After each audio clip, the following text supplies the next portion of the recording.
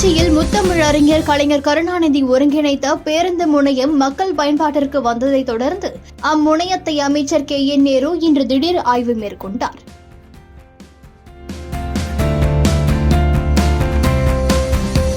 திருச்சி மாநகரம் பஞ்சப்பொருள் கட்டப்பட்ட முத்தமிழ் அறிஞர் கலைஞர் கருணாநிதி பேருந்து முனையத்தை கடந்த மே மாதம் 9ஆம் தேதி தமிழ்நாடு முதலமைச்சர் மு.க.ஸ்டாலின் திறந்து வைத்தார். இந்த நிலையில் அந்த பேருந்து முனையம் கடந்த 17ஆம் தேதி முதல் மக்கள் பயன்பாட்டிற்கு கொண்டு வரப்பட்டது.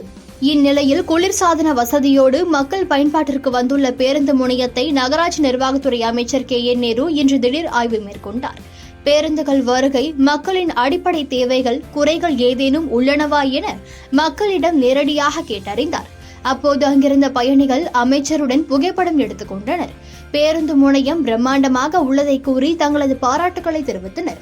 இந்த நிகழ்வில் திருச்சி மாவட்ட ஆட்சியர் சரவணன், மாநகராட்சி மேயர் அன்பழகன், மாநகராட்சி ஆணையர் மதுபாலன் உள்ளிட்ட அரசு அதிகாரிகள் உடன் இருந்தனர்.